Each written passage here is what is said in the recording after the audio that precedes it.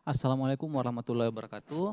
Teman-teman sedang menonton video dari channel Eva Privat khusus untuk CGP angkatan ke-9, angkatan ke-11, calon guru penggerak angkatan ke-11. Perlu saya informasikan bahwa jadwal penilaian untuk esai yang sudah dimasukkan pada saat seleksi administrasi kemarin itu sudah ada, ya, yaitu sekitar tanggal 17 November sampai dengan 7 Desember 2023. Nah, apa yang penting atau apa yang harus disiapkan kandidat setelah atau dalam rangka pada tahapan pemeriksaan esai oleh asesor ini gitu. Itu yang akan kita bahas kali ini gitu. Nah, tapi untuk teman-teman yang baru pertama kali menemukan video dari channel Eva Privat, dipersilakan untuk klik tombol subscribe, like, komen, serta share video ini agar lebih banyak lagi teman-teman yang memperoleh manfaat dari video ini ya. Oke, jadi yang pertama yang perlu saya jelaskan adalah tahapan dalam seleksi calon guru penggerak angkatan ke-11 tahun 2023 ya. Ini belum berbeda dari tahapan-tahapan sebelumnya sebenarnya gitu ya. Yang pertama adalah seleksi administrasi sekaligus juga sebenarnya esai. Nah, ini akan berlangsung pada tanggal 17 November sampai dengan 7 Desember 2023 atau setidaknya 2 hari lagi gitu ya. Nah, dalam seleksi administrasi atau esai ini, lebih tepatnya esai, itu ada 7 kompetensi yang dinilai. 7 kompetensi yang dinilai, kemudian penilaiannya itu ada di antara rentang 0, 1, 2, 3, dan 4. Ya. Nah, kalau teman-teman ada di rentang 1 atau dapat poin 1, biasanya poin 1 ini kalau terindikasi plagiasi ya. Ini sudah pasti tidak akan diluluskan ya. Tapi kalau ada di antara 3 ke atas, nah itu udah barang tentu akan lulus. Tapi kalau 2 itu masih dipertimbangkan ya. Kemudian selanjutnya adalah simulasi mengajar. Sebenarnya bukan hanya simulasi mengajar ya, karena dalam tahapan simulasi mengajar itu ada mengajarnya sendiri selama 10 menit. Kemudian dilanjutkan dengan tanya jawab. Ini maksimal ya. Maksimal 5 menit. Nah, seperti itu ya. Nah, di sini ada 6 kompetensi yang digali. Nah, 4 kompetensinya ini terbagi atas 4, 2 ya. 4 kompetensi dilihat pada saat mengajar.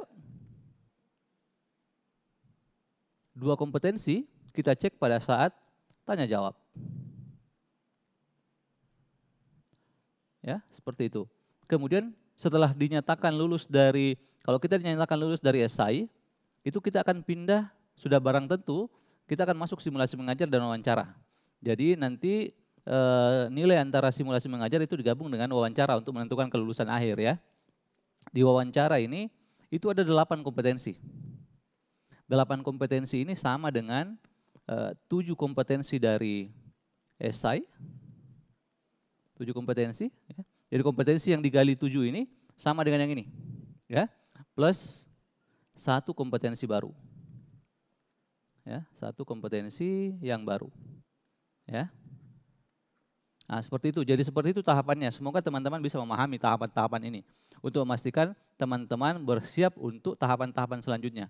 Nah, karena sekarang sedang proses, ya, atau 2 hari lagi sedang proses penilaian esai. Apa yang teman-teman kandidat perlu persiapkan? Nah, barang tentu kalau melihat tahapan seleksi ini ya, tentu saja perlu kita persiapkan adalah yang ini. Simulasi mengajar gitu, ya. Bagaimana kita bisa memperoleh skor maksimal di simulasi mengajar. Karena nanti simulasi mengajar digabung dengan wawancara gitu ya. Nah, sehingga video khusus kali ini adalah khusus membahas terkait dengan persiapan simulasi mengajar, ya. Nah, apa yang harus disiapkan tentu saja ya, yang pertama adalah berdoa ya. Ini penting berdoa, tapi berdoa itu dibarengi dengan usaha. Usaha yang dimaksud adalah bagaimana mempersiapkan simulasi mengajar. Jangan hanya berdoa terus tapi tidak ada berusaha gitu ya. Nah, selanjutnya simulasi mengajar itu sendiri. Mengajar 10 menit ya. Apa yang ingin dilihat dalam mengajar selama 10 menit itu? Ya, 4 kompetensi. Yang kompetensi pertama dulu. Ya. Apa yang ingin dilihat oleh asesor? Yang pertama adalah pada saat mengajar itu guru selalu lupa menyampaikan tujuan pembelajaran secara eksplisit ya. Nah, itu harus dijelaskan ya tujuan pembelajarannya. Jangan sampai lupa ini ya.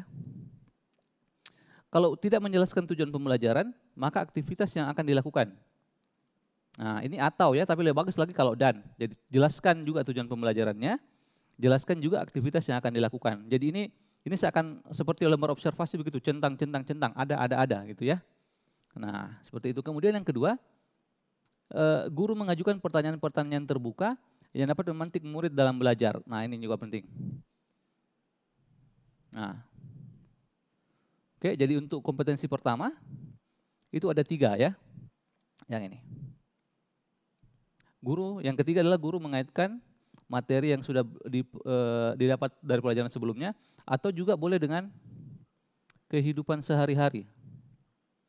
Kehidupan sehari-hari, ya.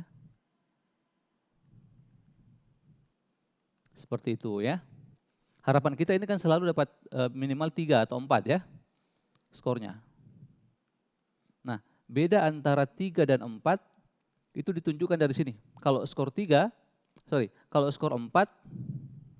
itu ada ini, pertanyaan terbuka ya. Pertanyaan-pertanyaan maksudnya terbuka ya. Beda kan pertanyaan-pertanyaan terbuka dan pertanyaan terbuka. Kalau pertanyaan-pertanyaan berarti lebih dari 1 ya. Kalau sudah ada itu maka harusnya teman-teman di kompetensi pertama sudah dapat skor 3 atau 4 ya.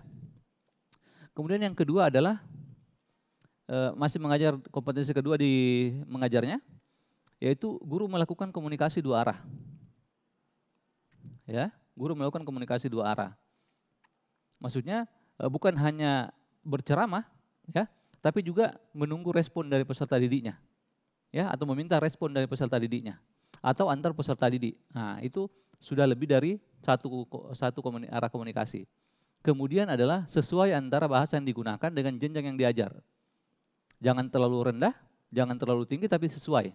Jangan menggunakan bahasa TK untuk anak SMA atau sebaliknya bahasa SMA untuk anak TK. Tidak boleh seperti itu ya. Kemudian yang keempat, nah ini tetap memberikan pertanyaan terbuka. Nah, seperti itu. Kemudian yang terakhir adalah memberikan apresiasi positif. Apresiasi positif yang dimaksud adalah, wah luar biasa sekali jawaban dari Ani ya. Kita berikan aplaus ya, ini hadiahnya, dapat ini apa sebenarnya. Itu dimaksud dengan apresiasi positif ya. Kemudian selanjutnya adalah mengajar selama 10 menit. Ini kompetensi yang ketiga ya. Nah, ini kompetensi yang ketiga, saya salah. Nah, yang pertama adalah kalau ini kompetensi yang ketiga adalah ini adalah bahasa tubuh positif sebenarnya ya. Bahasa tubuh itu harus positif. Bahasa tubuh positif ini ditentukan oleh beberapa indikator ya. Yang pertama, tersenyum kepada siswa atau peserta didik ya. Mengangguk atau mengiyakan ya. Pernyataan atau jawaban dari peserta didik. Kemudian ada kontak visual yang baik. Kemudian bersemangat, ya harus kelihatan ini bersemangat. Jangan lemas aja berdiri di satu tempat ya, harus berjalan, bergerak dan seterusnya.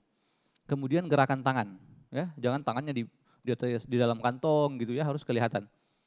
Kemudian itu tadi ada 5 ya. Kemudian selanjutnya ini kompetensi yang keempat. Nah, penting sekali Bapak Ibu harus menggunakan contoh atau alat peraga, ya. Bisa juga yang sebenarnya alatnya gitu ya. Kalau misalnya guru olahraga membawa bolanya seperti apa, ya, seperti itu ya. Guru biologi sedang menjelaskan bagian-bagian bunga, bawa bunganya. Nah itu alat peraga. Nah seperti itu. Kemudian murid memimpin proses berdiskusi secara berpasangan, nah atau berkelompok, ya.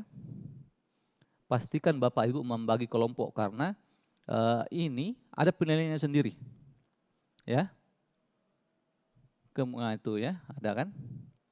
Nah, ini perbedaan antara skor 3 dan 4, itu bedanya di sini. Kalau mau skor 4, maka murid yang memimpin proses diskusi, ya. Kalau skor 3, maka guru yang memimpin. Nah, seperti itu. Ini skor 3, ya. Seperti itu ya. Nah, ini kompetensi terakhir yang dinilai pada saat mengajar, ya. Nah, sekarang selanjutnya, pada saat tanya jawab. Tanya jawab ini terkait dengan proses mengajar, ya. Tujuannya sebenarnya untuk kompetensi, ada 2 kompetensi di sini ya. 2 kompetensi,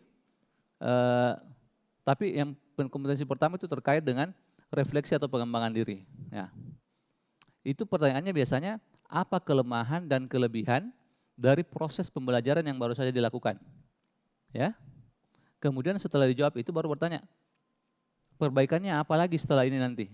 Ya, kalau Bapak Ibu diberi kesempatan untuk memperbaiki atau mengajarkan di kelas sesungguhnya, itu apa yang akan Bapak perbaiki atau apa yang akan Bapak lakukan secara berbeda? Nah, seperti itu. Nah, bagaimana menjawabnya? Karena ini adalah refleksi untuk pengembangan diri, maka yang dijelaskan itu adalah kelemahan dan kelebihan pribadi. Ya, jangan menjawab waktunya singkat, Pak. Nah, itu bukan kelemahan kelebihan pribadi tuh, itu bukan untuk pengembangan diri yang seperti itu ya. Nah, jadi pahami ini dengan baik ya. Kemudian ketika ditanya perbaikan, ya, perbaikannya apa? Maka itu terkait dengan pengembangan praktik ya di pembelajaran. Misalkan nanti kalau saya ngajar ini di kelas yang sebenarnya saya akan lakukan praktikum, Pak. Ya, karena praktikum itu membuat siswa lebih aktif dalam belajar. Nah, seperti itu. Nah, ini tadi kalau ketika menyebut siswa akan lebih aktif dalam belajar, nah ini dampaknya ke sini, dampaknya terhadap peserta didik atau murid. Yang terakhir adalah kalau mau dapat skor 4, ya, itu harus dijelaskan ada rencana konkret untuk pengembangan diri. Nah, pengembangan diri si guru, ya, bukan peserta didiknya ya, tapi si guru. Boleh saja disebut, selama ini saya kurang pintar Pak buat media. Setelah ini nanti saya itu akan belajar bagaimana cara membuat media dari media Canva yang betul-betul video, bukan hanya sekedar gambar. Nah, seperti itu termasuk dalam rencana konkret melakukan pengembangan diri. Nah, seperti itu.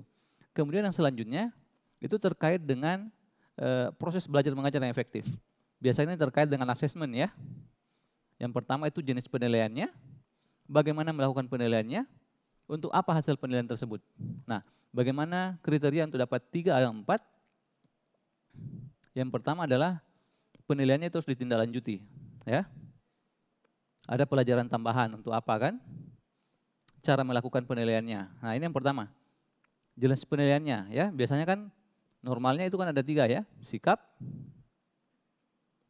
keterampilan, pengetahuan ya. Pengetahuan. Urutan menjawabnya seperti ini. Kemudian bagaimana cara melakukannya? Ya. Kalau sikap itu misalkan observasi, keterampilan observasi, pengetahuan pretest atau posttest. Nah, kemudian akan ditanya untuk apa hasil penilaian tersebut? Ya, tentu saja untuk RTL boleh pelajaran tambahan kalau sudah memenuhi KKM, bisa untuk remedial, ya, dan bisa juga untuk perbaikan proses pembelajaran, ya, seperti itu. Ya, baik. Demikian video singkat dan sederhana untuk teman-teman calon guru penggerak angkatan ke-11 untuk mempersiapkan simulasi mengajar. Namun tentu saja lebih dulu saya mendoakan semoga Bapak Ibu lolos dalam tahapan seleksi atau administrasi penilaian esai. Terima kasih banyak. Assalamualaikum warahmatullahi wabarakatuh.